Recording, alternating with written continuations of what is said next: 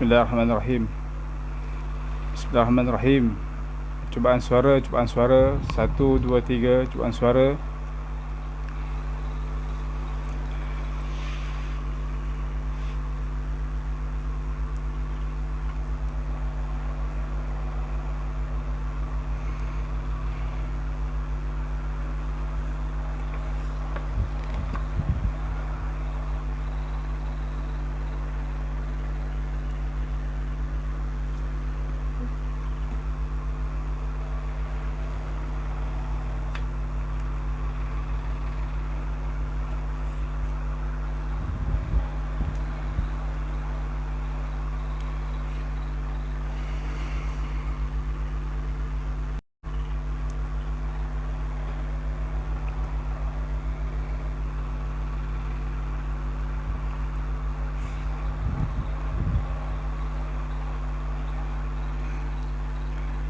Minta komen sahabat-sahabat sekalian. Suara macam mana Okey Tapi rasanya kalau suara Ustaz Bozi, kalau orang tak dengar, tu masalah sebenarnya. Kan? Tapi insya-Allah mudah-mudahan.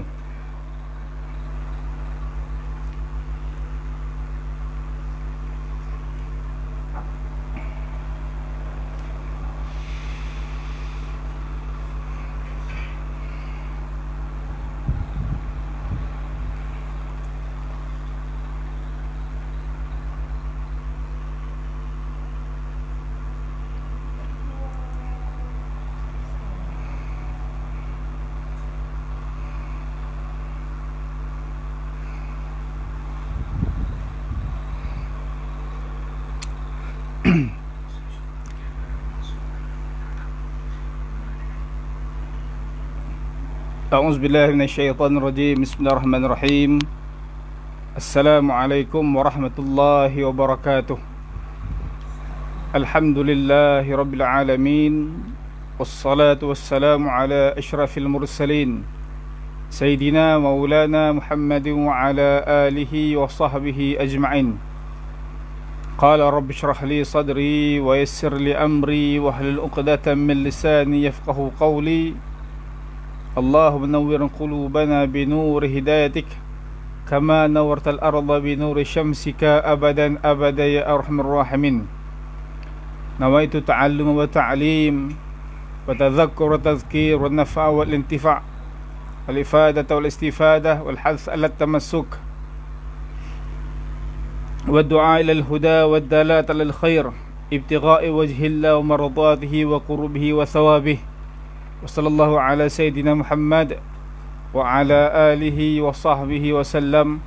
Walhamdulillahi rabbil alamin. Alhamdulillah, pertama dan utamanya marilah kita merafakkan syukur kehadirat Allah Subhanahu wa taala pada waktu maghrib ini dapat kita bersua di laman maya. Dan insya-Allah alhamdulillah kita bermula pada minggu ini, Ustaz Islam telah memulakan kuliah maghrib secara mayanya bermula daripada hari Isnin yang lepas dan hari semalam dan insya-Allah pada malam ini. Dan insya-Allah program ini akan diteruskan dalam situasi kita berada pandemik COVID-19 ini, di mana masing-masing tak dapat pergi ke masjid surau. Jadi bolehlah kita menonton secara live di tayangan maya untuk kita mengambil manfaat dengan apa yang akan disampaikan dan apa yang telah disampaikan insya-Allah.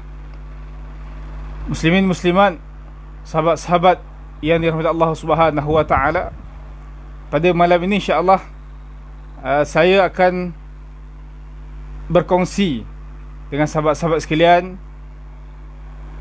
dalam perkara ataupun bab yang berkaitan dengan bab fiqh, iaitu saya mengambil panduan ataupun rujukan daripada kitab Indahnya Hidup Bersyariat karangan Allahyarham Datuk Ismail Qamus, yang mana kitab ini, buku ini sangat bermanfaat untuk sama-sama kita mendalami secara umum perkara-perkara yang berkaitan dengan fardu ain.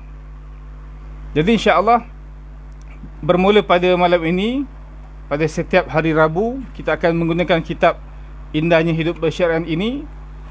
Dan bermula pada malam ini, kita akan memulakan dengan bab yang pertama, iaitu bab syariat kelahiran. Istimewanya kitab ataupun buku Indahnya Hidup Bersyariat ini, dia merangkumi kehidupan kita daripada kelahiran sampailah kita bertemu dengan Allah Subhanahu Wa Taala. Jadi untuk bagi kita orang awam, maka buku ini sangat berfaedah untuk masing-masing mempunyai buku ini untuk kita menjadikan dia panduan dalam kehidupan kita. Mudah-mudahan dia ada keberkatan insya-Allah. Muslimin muslimat yang dirahmati Allah Subhanahu Wa Taala. Kalau kita lihat Allah Subhanahu Wa Taala berfirman dalam surah Al-Ahqaf ayat 15, A'udzu billahi minasyaitonir rajim. Wasaynal insana biwalidayhi ihsana. Hamalathu ummuhu kurhan wa wada'athu kurha. Hamalathu ummuhu kurhan wa wada'athu kurha. Wa hamluhu wa fisaluhu 30 shahra. Hatta idza balagha ashuddahu wa balagha 40 sanatan qala rabbi awzi'ni an ashkura ni'matika allati an'amta 'alayya wa 'ala walidayya wa an a'mala salihan tardah wa aslih li fi dhurriyyati inni tubtu ilaika wa inni minal muslimin. Yang bermaksud, dan kami wajibkan manusia berbuat baik kepada kedua ibu bapanya. Ibunya telah mengandung dengan menanggung susah payah, yang telah melahirkannya dengan menanggung susah payah tersebut, sedang tempoh mengandungnya berserta dengan tempoh menceraikan susunya ialah dalam masa 30 bulan. Setelah ia besar sampai ke peringkat dewasa yang sempurna kekuatannya dan sampai ke peringkat umur 40 tahun, berdoalah ia dengan berkata, wahai Tuhanku, ilhamkanlah daku supaya tetap bersyukur akan nikmat-Mu yang Engkau kurniakan kepadaku dan kepada ibu bapaku, dan supaya aku tetap mengerjakan amal saleh yang Engkau redai, dan jadikanlah sifat-sifat kebaikan meresap masuk ke dalam jiwa zuriat keturunanku. Sesungguhnya aku bertaubat kepadamu, dan sesungguhnya aku dari orang-orang Islam, yakni yang tunduk patuh kepada perintahmu.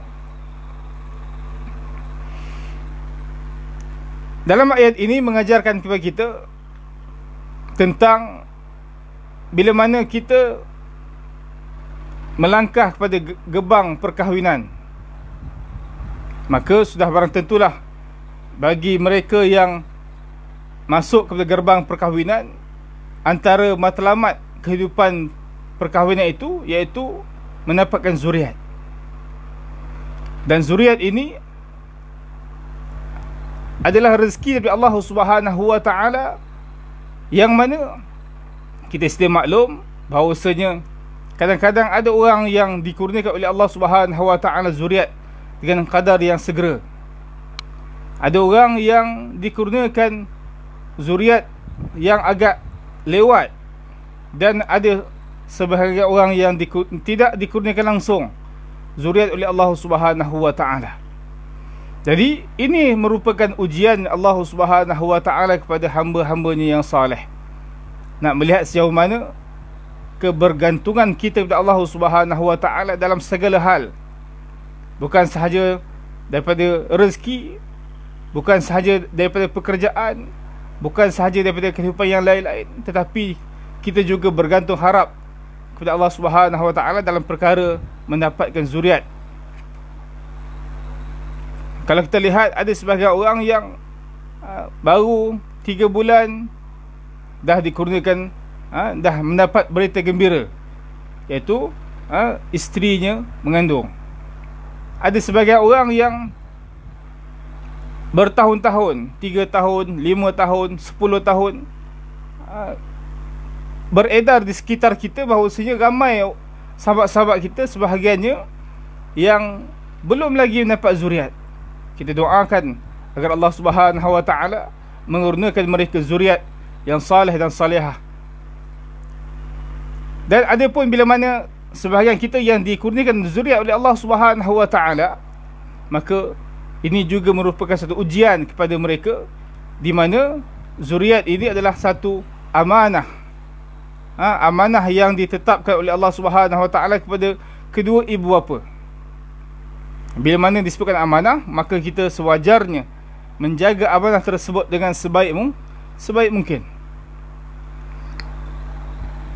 Maka untuk kita nak menjaga amanah tersebut, tidak boleh kita hanya sekadar mengharapkan zuriat tersebut lahir tanpa ada persiapan ataupun persediaan kita untuk melalui kehidupan berzuriat ataupun mempunyai anak. Muslimin muslimat yang dirahmati Allah Subhanahu wa taala, kalau kita lihat dalam kitab Indahnya Hidup Bersyariat ini, perkara ataupun bab pertama yang dikongsikan kepada kita iaitu syariat kelahiran. Syariat kelahiran yang menunjukkan bahawasanya permulaan kepada seorang ibu bapa itu mengetahui apakah langkah-langkah yang perlu dilalui, yang perlu dihadapi untuk menjadi ibu bapa dan mengharapkan agar anak-anak yang lahir itu anak-anak yang saleh dan salihah. Di mana tangisan bayi bagi ibu bapa yang baru mendapatkan anak ini akan memecahkan kehenginan suasana kehidupan mereka berumah tangga. Kehadiran ahli keluarga baru ini memang dinanti-nantikan khususnya oleh si ibu dan juga si bapa. Bila mana kita dah dapat anak, benda yang paling gembira selepas perkahwinan, tuan-tuan. Kahwin tu gembira dah, kan? Kahwin tu gembira dah. Lepas tu dapat anak pula. Tak tunggu setahun. Lepas 3 bulan dah dapat berita bahawasanya isteri kita dah mula rasa loya-loya, rasa nak muntah. Itu menunjukkan berita gembira. Yang mana berita gembira ini menjadi satu harapan kepada pasangan yang baru berkahwin. Kelahiran bayi sebagai penghubung jambatan kasih sayang suami isteri adalah suatu rahmat daripada Allah Subhanahu wa taala yang tidak ternilai harganya. Bila ada anak ni, nikmat ni sangat luar biasa. Waalaikumsalam. Terima kasih sahabat-sahabat yang setia untuk menonton program kita pada malam ini, insya-Allah. Minta maaf saya tak boleh nak baca komen-komen tu sangat. Nanti dia punya point hilang. Jadi minta maaf tak masuk insya-Allah. Baik. Di mana kesempurnaan Islam tergambar dengan jelas dari peringkat awal kelahiran insan. Kegembiraan menimang cahaya mata yang sekian lama ditunggu seharusnya disempurnakan menurut lunas-lunas yang Islam tentukan. Bila mana Allah Subhanahu wa taala berikan kita nikmat dapat zuriat, dapat anak ini, maka perkara pertama yang perlu kita ambil tahu iaitu bagaimanakah cara kita nak mensyukuri nikmat tersebut dengan kita melaksanakan tuntutan-tuntutan yang telah ditetapkan oleh Allah Subhanahu wa taala dan Nabi sallallahu alaihi wasallam kepada umat baginda sallallahu alaihi wasallam. Kemudian bila mana seseorang itu ataupun pasangan pengantin mendapat zuriat, maka sebelum daripada dia mendapat zuriat tersebut, perlu mendalami ataupun perlu mempelajari bagaimanakah cara yang dianjurkan oleh Islam untuk kita menimang cahaya mata. Kena tengok, kena belajar, kena bertanya dengan orang yang lebih mengetahui cara bagaimanakah bila mana seseorang itu hendak menimang cahaya mata. Sebab bila mana kita menyediakan persiapan awal dalam ilmu menerima zuriat ini, maka bila mana lahir saja anak tersebut, alhamdulillah, kita takkan rasa macam kelang kabut. Kita akan rasa cool, kita akan rasa relax. Sebab kita dah tahu apakah step-step yang perlu kita lakukan untuk kita mengatasi suasana ketika mana mendapat cahaya mata tersebut. Jadi perkara yang paling penting iaitu kita mempelajari ilmu, lebih-lebih lagi ilmu mendapat zuriat daripada awal lagi. Biasanya orang belajar ilmu untuk mendapatkan zuriat ini, sama ada sebelum dia diijab kabulkan ataupun selepas saja diijab kabulkan, bincang suami isteri, apakah yang kita nak plan untuk keluarga kita, bagaimanakah anak yang akan kita perolehi untuk kita didik mereka dengan cara beragama. Itu satu kewajipan bagi suami isteri yang mereka dalam keadaan telah diijab kabulkan oleh Allah Subhanahu wa ta'ala, iaitu mempunyai ikatan suami isteri, yang mana mereka perlu tahu bagaimanakah kaedah ataupun cara yang terbaik untuk mengadakan ataupun melahirkan, mewujudkan suasana harmoni yang berlandaskan kepada syariat Allah Subhanahu wa ta'ala dalam keluarga kita. Muslimin, muslimat, sahabat-sahabat yang dirahmati Allah Subhanahu wa ta'ala. Baik, kita lihat dalam buku Indahnya Hidup Bersyariat, dalam tajuk yang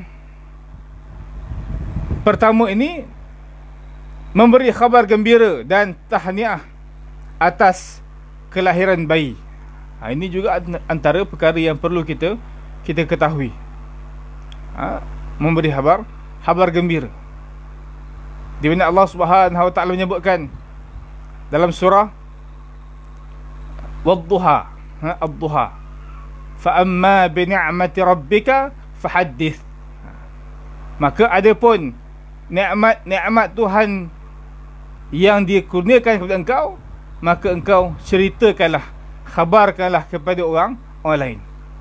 Ini antara perkara yang dianjurkan oleh Islam. Bila mana kita dapat nikmat kebaikan, nikmat yang banyak, maka kita ceritakan dekat orang lain, ceritakan dekat sahabat-sahabat kita, melahirkan kita, menunjukkan rasa gembira kita, syukur kita kepada Allah Subhanahu wa ta'ala dengan cerita perkara-perkara yang baik. Adapun perkara-perkara yang tidak baik ataupun musibah, maka sebenarnya tidak digalakkan untuk kita menceritakannya kepada orang lain. Kita hanya maksudnya kita hendaklah istilah dia melakukan yang terbaik supaya musibah tersebut dapat diatasi dengan sebaiknya. Jadi kalau kita lihat memberi khabar gembira ini, maka bila mana kita tengok sahaja isteri kita muntah, kan, ataupun rasa loya-loya, bawa ke klinik. Doktor akan bagi isteri kita satu alat tu, tak ingat apa alat dia kan, keluar daripada bilik air ada 2 garisan, maksudnya positif, isteri kita mengandung. Jadi nikmat ini sangat besar, yang mana bila mana confirm saja kita telah dikurniakan zuriat oleh Allah Subhanahu wa ta'ala, kita digalakkan untuk menceritakan nikmat tersebut, kebaikan tersebut kepada orang lain. Dan bila mana nikmat tersebut kita dah memperolehinya, dan kita juga telah mengkhabarkan ataupun menghibahkan kepada orang lain, maka dalam Islam digalakkan untuk orang yang mendengar khabar gembira ini mendoakan kebaikan kepada bayi yang baru lahir ataupun bayi yang bakal lahir. Di mana perbuatan mendoakan bayi dan ibu bapa yang baru menimang cahaya mata ini merupakan amalan yang sangat baik dan memberikan contoh daripada Rasulullah sallallahu alaihi wasallam, di mana daripada Abu Hasan Al-Asy'ari, "Wulida li ghulamun fa ataitu bihi an-nabiy sallallahu alaihi wasallam fasammahu Ibrahim."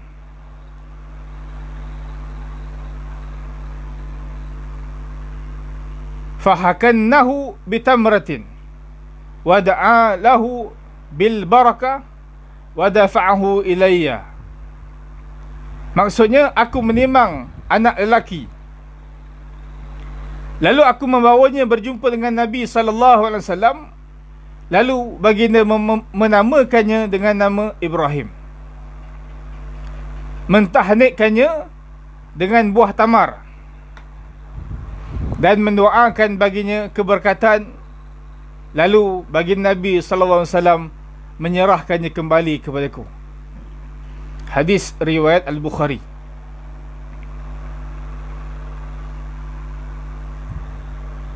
Perbuatan ini yang dilakukan oleh Abu Hasan Al-Asy'ari, bahawasanya dapat sahaja cahaya mata pergi bertemu dengan Nabi sallallahu alaihi wasallam untuk menceritakan kepada baginda sallallahu alaihi wasallam tentang nikmat yang diperolehinya pada hari tersebut, iaitu nikmat kelahiran bayi.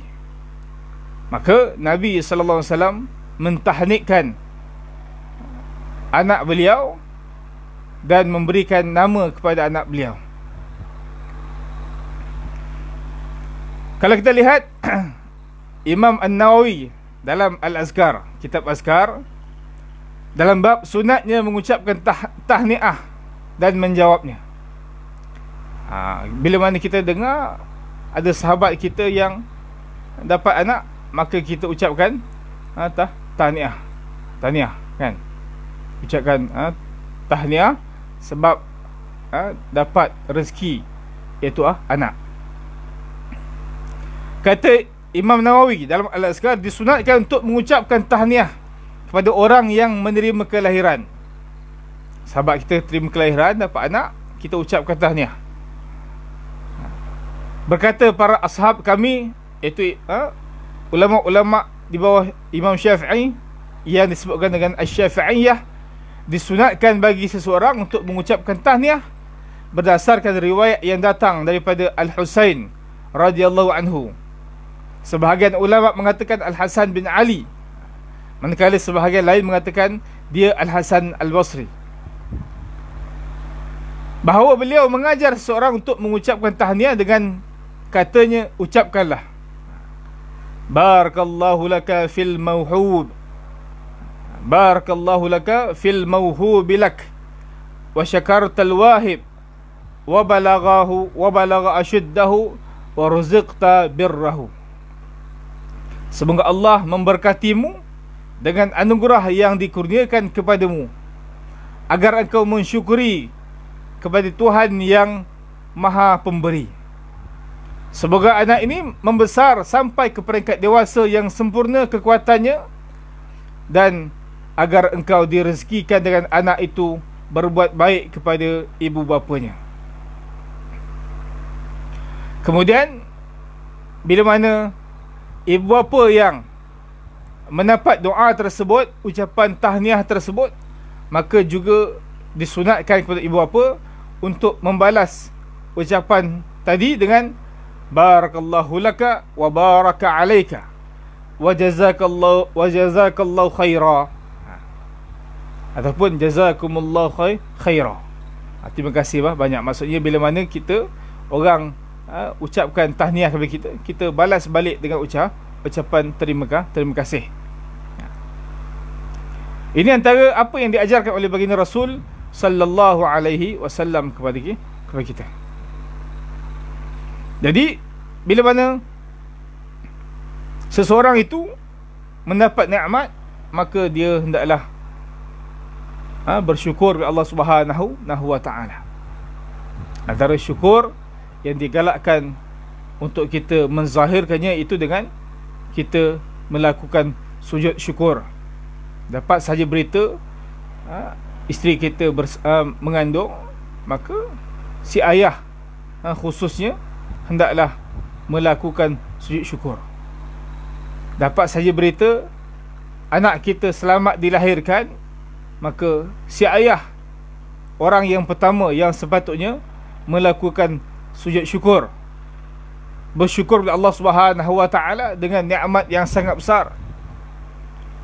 Sahabat-sahabat yang dirahmati Allah Subhanahu wa taala, syukur dengan nikmat mendapat zuriat ini perlu dilakukan oleh seorang ayah. Kerana apa? Kerana kata ulama bahawasanya dia merupakan satu tanda di mana kita bersyukur dengan pemberian Allah Subhanahu wa taala. Ada orang yang diberi rezeki anak yang lambat.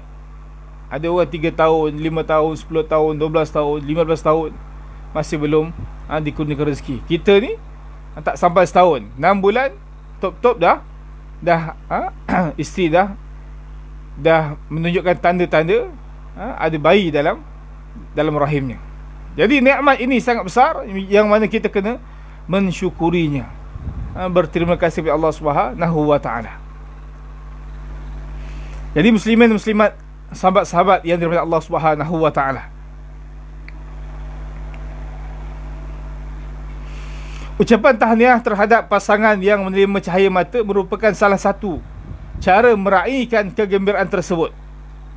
Tujuan menyampaikan khabar gembira ini adalah untuk menanamkan perasaan kasih sayang dan membina kesatuan sesama umat Islam. Kemudian bila mana selesai sahaja kita bersyukur dengan orang ucapkan kita tahniah, kita balas balik dengan terima kasih. Kita kena tahu apakah perkara-perkara yang perlu dilaksanakan oleh kita sebagai orang yang dikurniakan rezeki, nikmat kelahiran bayi oleh Allah Subhanahu wa taala ini.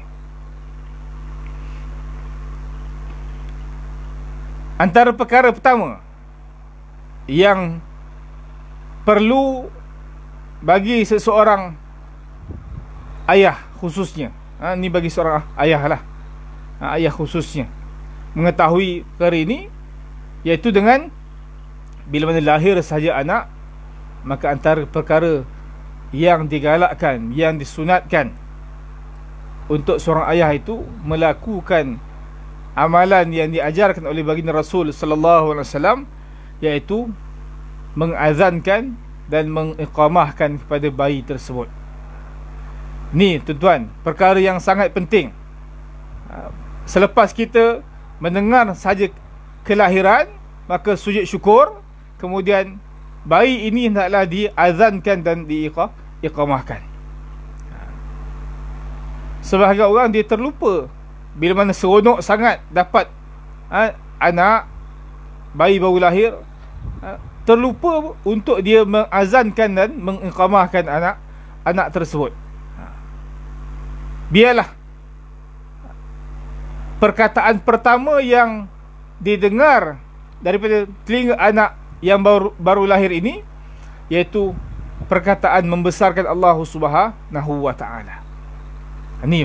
Inilah antara perkara yang dianjurkan oleh Islam, iaitu nak meletakkan bahawasanya bila mana anak ini lahir sahaja, maka dia hendaklah diperdengarkan pada telinganya kebesaran Allah Subhanahu wa taala sebelum diperdengarkan perkara-perkara yang lain. Sebablah digalakkan oleh pihak hospital, bila mana isteri nak bersalin, maka sang ayah tunggu sehinggalah isteri ni bersalin. Kalau 3 jam lah dia tunggu, 4 jam lah 4 jam dia tunggu, kadang-kadang setengah hari, kadang-kadang dekat 1 hari, tunggu tak keluar, tunggu tak keluar, kan tuan-tuan. Sahabat-sahabat yang mengikuti program kita malam ni, biasa alami suasana tu 3 jam, 4 jam, 5 jam. Tunggu dengan setianya untuk kita mendengar tangisan bayi tersebut, kemudian kita melafazkan sebutan membesarkan Allah Subhanahu Wa Taala dengan mengazankan di telinga anak ataupun bayi tersebut. Di mana kalau kita lihat bayi yang baru lahir, telinganya berfungsi dengan baik. Islam menganjurkan diazankan di telinga kanan dan diiqamahkan di telinga sebelah kiri. Tujuannya apa? Ialah untuk mengingatkan kembali anak tentang perjanjian yang pernah dikaitkan dengan Tuhan di alam rohani. Di alam rohani dulu, sang anak ini pernah ada perjanjian dengan Allah Subhanahu Wa Taala. Alastu bi rabbikum? Qalu bala syahidna. Adakah aku Tuhan kamu? Kata Allah.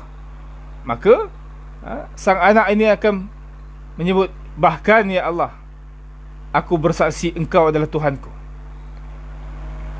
Maka bila mana lahir saja anak ini,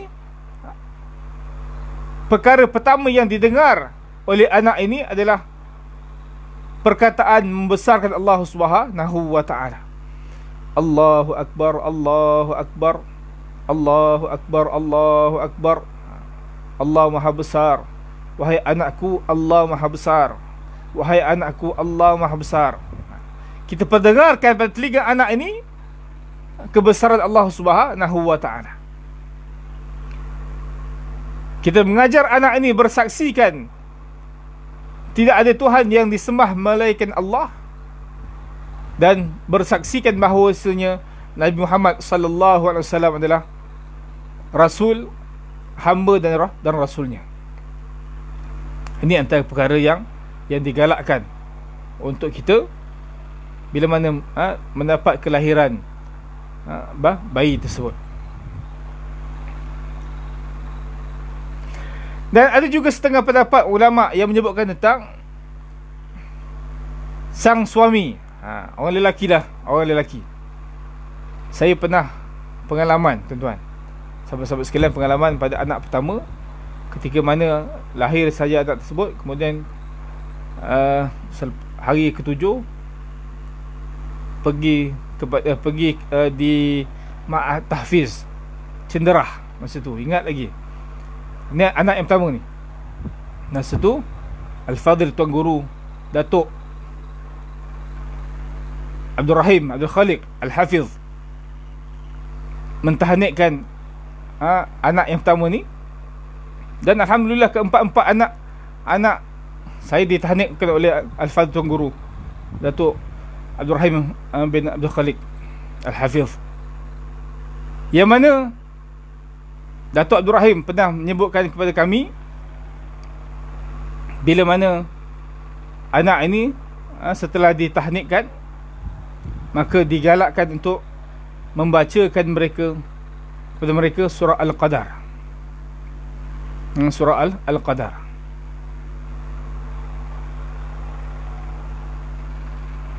Kemudian disunatkan juga untuk kita membacakan surah Al-Ikhlas. Baca surah Al-Qadar dan surah Al-Ikhlas, di mana bacaan surah Al-Qadar di telinga kanan dan surah Al-Ikhlas di telinga kiri, bagi tujuan memohon kepada Allah Subhanahu Wa Taala supaya anak yang dilahirkan terselamat daripada melakukan perzinaan. Ini ada qil ulama yang menyebutkan, bila mana kita membacakan anak ini dengan surah Al-Qadar. Surah Al-Qadar tahu tak, tuan-tuan? Tahu kan? Kita baru saja selesai Ramadan baru-baru ni. Surah Al-Qadar ni adalah surah yang famous dalam bulan Ramadan. Bismillahirrahmanirrahim. Inna anzalnahu fi lailatul qadr, sampai habis. Surah Al-Qadar ini dibacakan bertujuan untuk, dengan niat kita minta kepada Allah Subhanahu Wa Taala agar anak ini terselamat daripada melakukan perzinaan, zina, wal'iyadzubillah.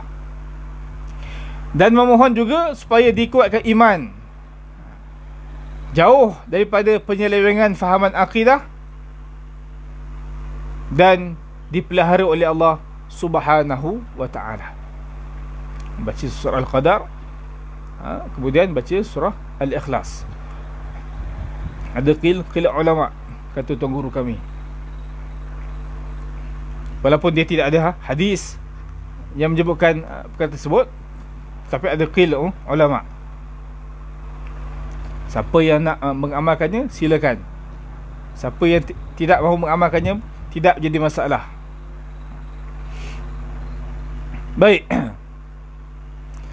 Kemudian Nabi SAW dalam satu hadis pernah bersabda dengan maksudnya, sesiapa yang mendapat cahaya mata, maka diazankan pada telinga kanannya dan diiqamahkan pada telinga kirinya, maka ia akan dijauhkan daripada gangguan Sibyan.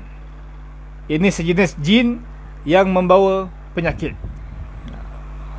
Dan kita maklum bahawasanya anak-anak yang baru lahir ini, tuan-tuan, dia sering kali diganggu oleh jin yang bernama Sibyan. Sibyan ni ibu kepada kanak-kanak, makna dia suka sangat ganggu ataupun kacau anak-anak yang baru lahir ni. Jadi kita kena minta berlindung dari Allah Subhanahu wa ta'ala daripada gangguan-gangguan tersebut. Minta dijauhkan daripada gangguan-gangguan tersebut.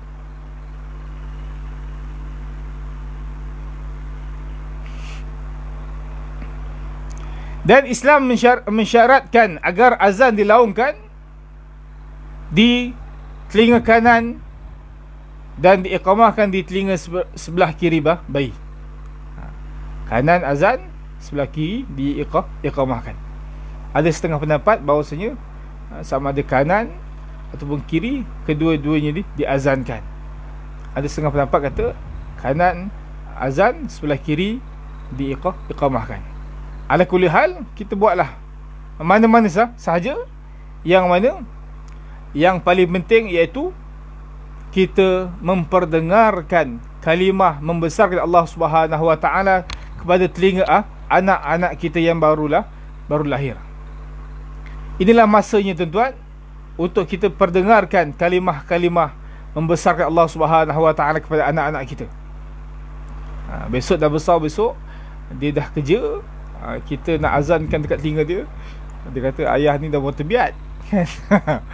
Jadi masa kecil je lah masa yang sesuai untuk kita azankan di telinga anak-anak kita. Dan azan tu, kita kena ingat bahawasanya azan tu bukanlah macam azan yang dilaungkan oleh muazzin, Tok Bilal dekat masjid tu. Tak perlu pun kita nak meninggikan suara ketika mengazankan ataupun mengiqamahkan anak yang barulah lahir. Kalau kita gunakan speaker, azan dekat anak kita yang baru lahir, mau pecah gegenang telinga anak kita. Jadi kita azan sekadar apa yang boleh kita rasa anak ni mendengar bacaan ataupun kalimah yang kita lafazkan. Tak perlu nak kuat-kuat sangat, tak perlu kita nak mengatakan Allahu Akbar, Allahu Akbar. Tak payah. Tak payah, kan? Hanya sekadar dengarkan pada telinga anak-anak yang baru lahir saja. Allahu Akbar, Allahu Akbar, Allahu Akbar, Allahu Akbar. Asyhadu an la ilaha illallah, asyhadu an la ilaha illallah. Seterusnya sampai habis. Cukuplah. Tak payah kita nak kuat-kuat sangat. Ini antara cara yang betul lah. Jangan kita azankan ikut guna mikrofon macam Tok Bilal dekat Masjid Surau tu. Orang kata ni tak belajar. Jadi kita kena tahu cara kaedah yang sebenar untuk kita mengazankan dan mengiqamahkan anak-anak yang baru lahir ini. Muslimin muslimat yang dirahmati Allah Subhanahu wa ta'ala.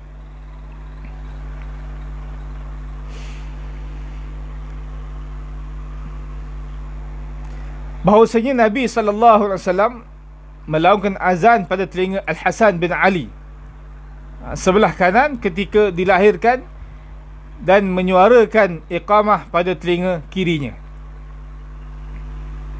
Begitu juga dengan hadis yang diriwayatkan oleh Abu Rafi' wa an Abi Rafi'in qala ra'aitu Rasulullah sallallahu alaihi wasallam adzana fi udhunil Hasan bin Ali hina waladathu Fatimah. Maksudnya Abu Rafi' berkata, saya melihat Rasulullah sallallahu alaihi wasallam membacakan azan pada telinga kanan Hasan bin Ali yang baru dilahirkan oleh Fatimah. Ni apa yang diajarkan oleh baginda Rasul sallallahu alaihi wasallam kepada kita.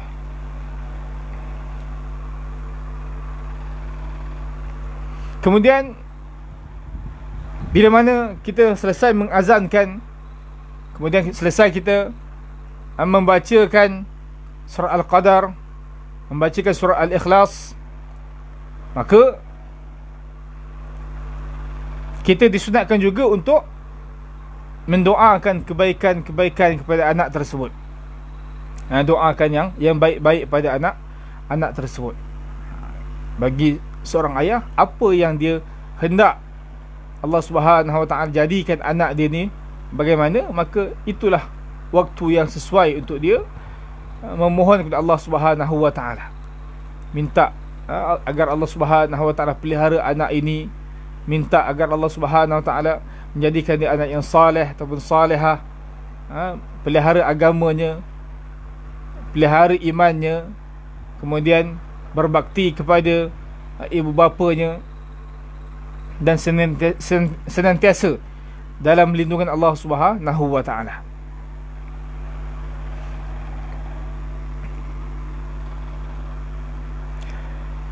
Kemudian bila selesai sahaja kita mengazankan, kemudian mengiqamahkan, maka kita juga digalakkan untuk mentahnikkan anak tersebut. Tahnik. Tahnik ni bahasa Arab. Adapun kalau kita orang Melayu, disebutkan dengan belah mulut. Belah mulut, tuan-tuan.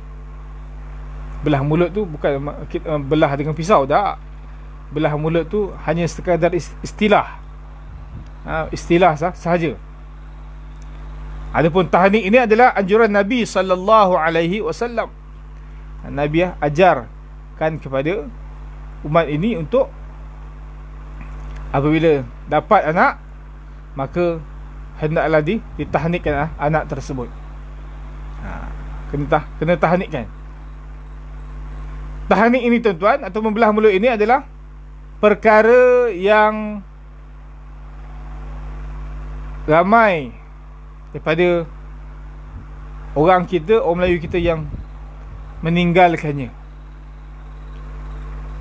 Padahal ia merupakan satu sunnah Rasul sallallahu alaihi wasallam.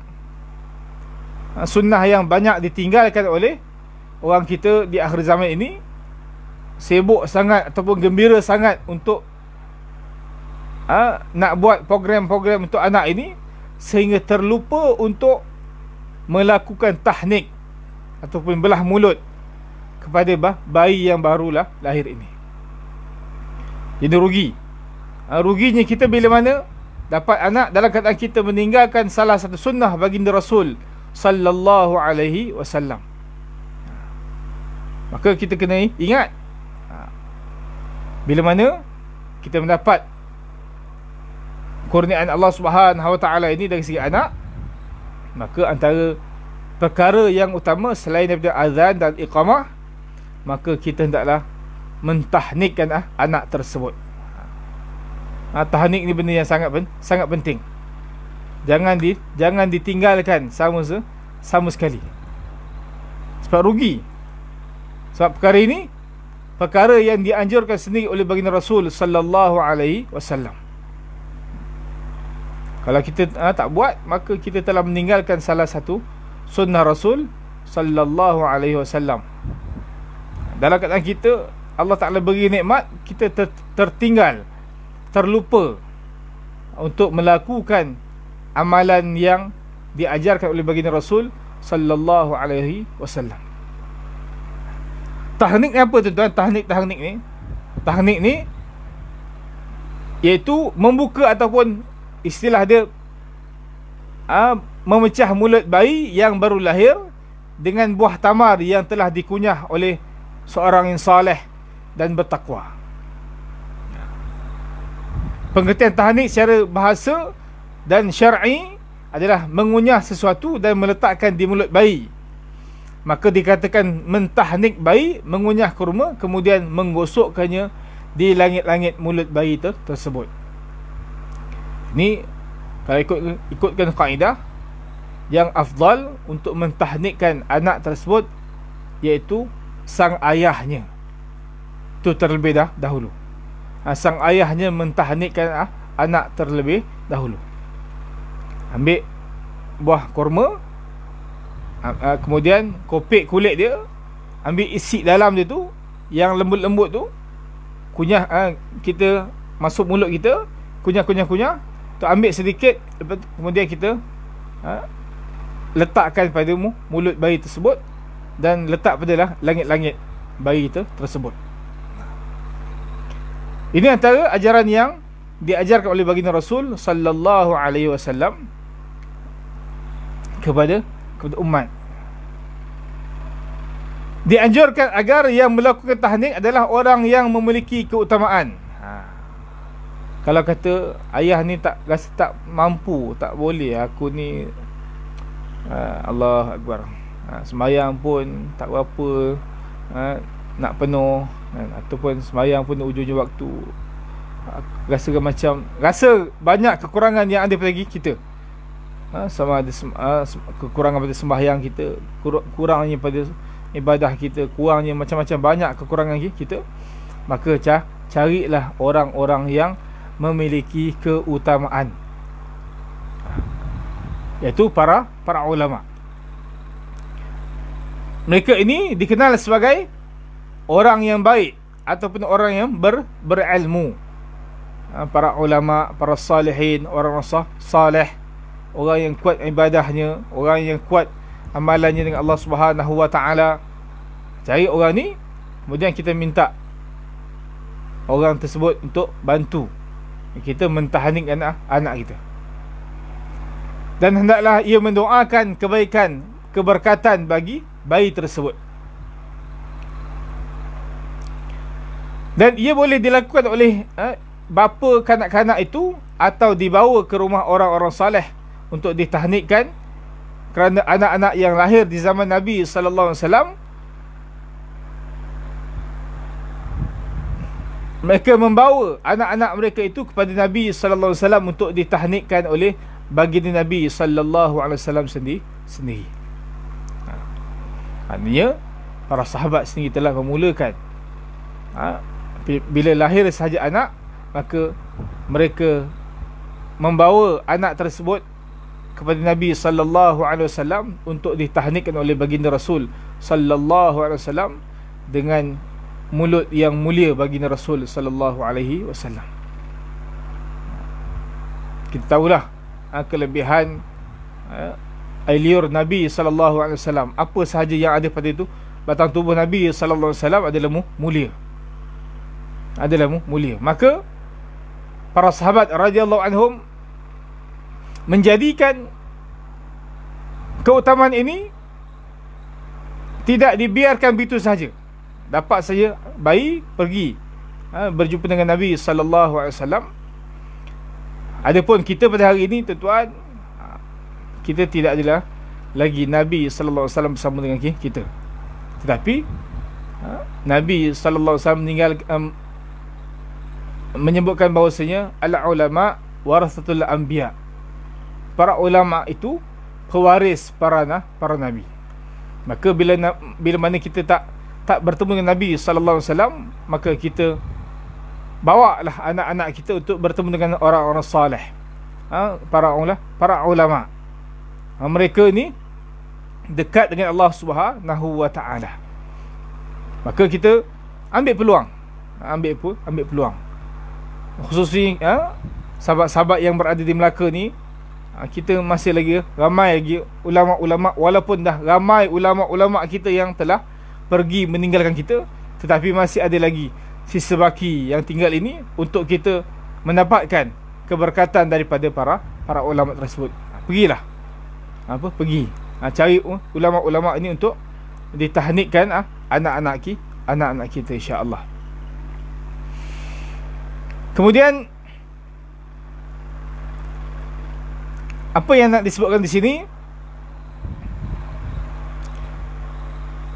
isi buah tamar yang telah dikunyah itu diletakkan di atas jari telunjuk dan dimasukkan ke dalam mulut bayi. Ini dilakukan sehingga kurma tadi menyentuh keseluruhan mulut sehingga kerongga tekak bayi. Maksudnya pusing. Dia ada kaedah pusing. Kurma yang kita kunyah tu dipusingkan dalam mulut bayi tersebut. Seandainya kurma sukar didapati, boleh digantikan dengan manisan lain seperti gula dan madu lebah. Dia ada sebagian orang yang bawa jumpa para masyayikh, para tok guru, para alim ulama, dia bawa kurma, kemudian dia bawa madu, bawa air zam-zam. Para ulama akan pilih salah satunya, sama ada kurma ataupun madu ataupun dengan air zam-zam, untuk disuapkan ke dalam mulut bayi yang baru lahir. Dia kata jika tiada kurma, boleh digantikan dengan makanan-makanan lembut yang manis. Apa saja makanan lembut yang manis, maka kita boleh gantikan. Tapi biasanya kita akan usahakan juga untuk mendapatkan kurma.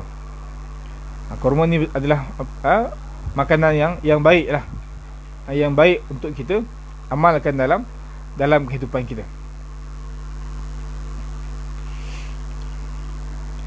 Kemudian disebutkan juga antara hikmah, hikmah di mana seseorang itu digalakkan untuk bertahnik. Antaranya itu menguatkan saraf mulut bagi mempersiapkan bayi berkenaan untuk menghisap susu dengan sempurnanya. Maksudnya apa?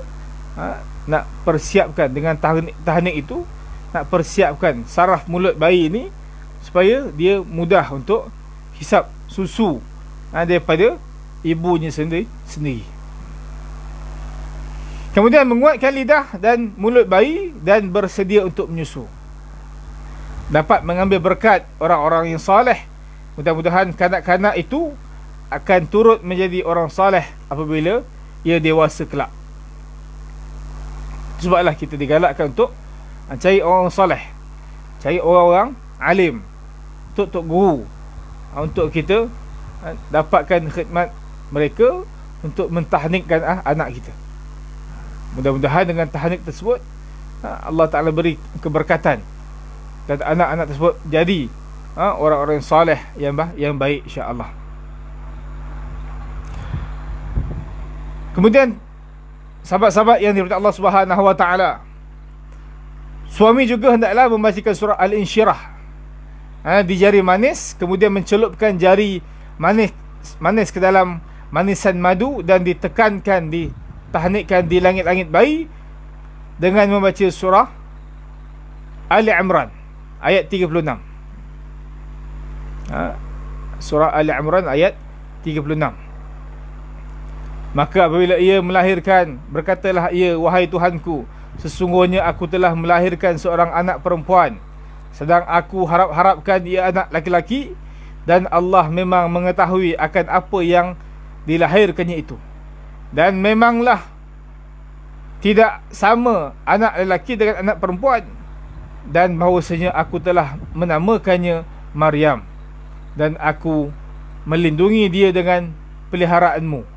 Demikian juga zuriat keturunannya dari godaan syaitan yang kena rejam, yakni yang dikutuk dan disingkirkan. Maka tahnik ini tujuan dia apa? Tujuan dia untuk memohon dari Allah Subhanahu wa taala agar anak yang dilahirkan ini mempunyai lidah yang fasih dan terkawal lidahnya dari menyebut perkara-perkara yang tidak berfaedah. Antara hikmah bertahnik itu nak kawal lidah anak-anak ini supaya perkataan yang keluar dari anak-anak ini adalah perkataan yang baik, perkataan yang berhikmah.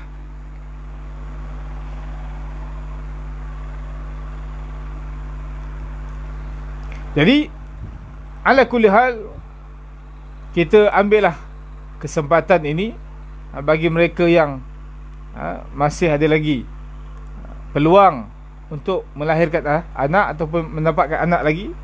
Kalau kata yang dah lepas tu kita tak sempat nak buat, maka yang akan datang ini pastikan bahawasanya kita tidak ketinggalan untuk melakukan tahnik ini, supaya anak-anak yang bakal lahir, yang bakal membesar di masa hadapan, jadi anak-anak yang saleh, anak-anak yang mengikut perintah Allah Subhanahu wa ta'ala.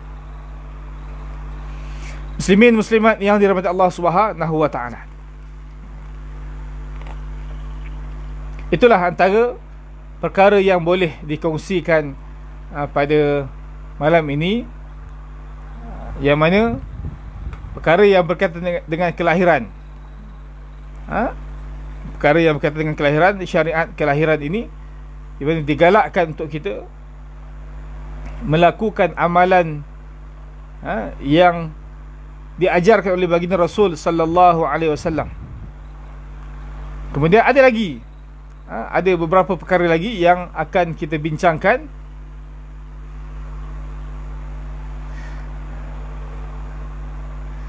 Baik, Datuk Profesor Profesor Syarin, insya-Allah cucu atuk dia boleh buat, insya-Allah. Cucu atuk dia boleh buat, insya-Allah.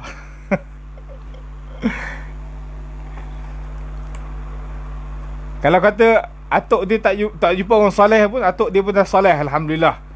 Atuk dia pun boleh buat sendiri untuk cucu dia. Kalau anak memang dah tak terpeluang, agak-agaknya lah kan. Tapi kalau cucu, atuk dia pun boleh buat. Tapi kalau anak yang untuk yang next punya, insya-Allah bapa dia boleh buat sendiri, insya-Allah. Baik. Muslimin muslimat, sahabat-sahabat yang daripada Allah Subhanahu wa ta'ala, jadi saya rasa cukup untuk sekadar ini perkongsian kita. Mudah-mudahan dengan perkongsian yang sedikit ni memberi manfaat untuk sama-sama kita muhasabah diri kita, untuk kita perbaiki diri kita di masa hadapan. Dan benda ini adalah, walaupun kita zaman kita dah berlalu, tapi kita masih boleh menceritakan kepada anak-anak kita, ceritakan kepada sahabat-sahabat kita yang baru dapat anak. Kita ingatkan kepada mereka tentang amalan-amalan yang digalakkan oleh Rasul sallallahu alaihi wasallam untuk kita lakukan ketika mana mendapat zuriat ataupun mendapat anak. Jadi untuk malam ini saya rasa cukup sekali itu dahulu. Tetapi sebenarnya dia belum habis perbahasan tentang syariat kelahiran. Kita baru habis membahaskan perkara mendapat khabar gembira, kemudian azan dan iqamah, seterusnya tahnik. Belum masuk lagi dalam bab memberikan nama yang baik. Belum masuk lagi kita nak membuat ataupun melakukan penyembelihan akikah, bercukur rambut. Banyak lagi perkara-perkara yang berkaitan dengan pensyariatan kelahiran ini, memandangkan masa yang tidak mencukupi untuk malam ini ataupun tidak mengizinkan. InsyaAllah kita akan sambung perbahasan pensyariatan tentang kelahiran ini pada minggu yang akan datang, insyaAllah. InsyaAllah saya diamanahkan untuk berkongsi dengan sahabat-sahabat, tuan-tuan dan perempuan yang daripada Allah Subhanahu Wa Taala sekalian, pada setiap minggu hari Rabu selepas maghrib 7.50 minit malam, insyaAllah. Sepanjang PKP ni, insyaAllah kita akan bersiaran secara maya. Dan saya harapkan agar sama-samalah kita boleh sharekan, kongsikan live ini kepada sahabat-sahabat kita yang lain, untuk sama-sama dapat manfaat, sama-sama kita dapat kelebihan, dan kita berkongsi apa yang diajarkan oleh ulama-ulama terdahulu kepada kita, untuk kita sebar-sebarkan, insya-Allah. Saya rasa cukup sekali itu dahulu. Saya mohon maaf, mohon ampun di atas kekurangan, kelemahan, agak kelang kabut sikit kan. Memang kelang kabut lah tuan-tuan. Jadi saya mohon maaf atas kekurangan dan kelemahan tersebut. Mudah-mudahan apa yang baik itu dari Allah Subhanahu Wa Taala, dan apa yang lemah itu zahirnya daripada diri saya sendiri. Saya mohon maaf sekali lagi, dan saya sudahi dengan wabillahi taufik wal hidayah. Assalamualaikum warahmatullahi wabarakatuh. Dan kita tutup dengan membaca doa insya-Allah. A'udzu billahi minasyaitonir rajim. Bismillahirrahmanirrahim. Rabbana anfa'na bima 'allamtana. Rabbi 'allimna alladhi yanfa'una. Rabbi faqihna wa faqih ahlana wa qarabatin lana fi dinina ma'a ahli al-qutri untha wa dhakar. Rabbi wafiqna wafiqhim lima tartada qawlan wa fi'lan karama warzuqil kull halalan daima wa akhil atqiya ulama nuhdha bil khairi wa nukfa kull syarr. ربنا واصلح لنا كل الشؤون وأقر بالرضا منك العيون واقض عنا ربنا كل الديون قبل أن تأتينا رسل المنون واغفر واستر أنت أكرم من ستر وصلاة الله تغشى المصطفى من إلى الحق دعانا والوفاء بكتاب فيه للناس الشفاء على الآل الكرام الشرفا على الصحب مصابيه الغرر. اللهم اهدنا بهداك واجعلنا ممن يسافر رضاك ولا تولنا وليا سواك ولا تجعلنا خالف أمرك وعصاك. حسبنا الله ونعم الوكيل ولا حول ولا قوة إلا بالله العلي العظيم. وصلى الله على سيدنا محمد النبي الأمي وعلى آله وصحبه وسلم. سبحان ربك رب العزة عما يصفون وسلام على المرسلين والحمد لله رب العالمين والله أعلم. Assalamualaikum warahmatullahi wabarakatuh. Terima kasih atas penyertaan bersama pada malam ini. Terima kasih banyak.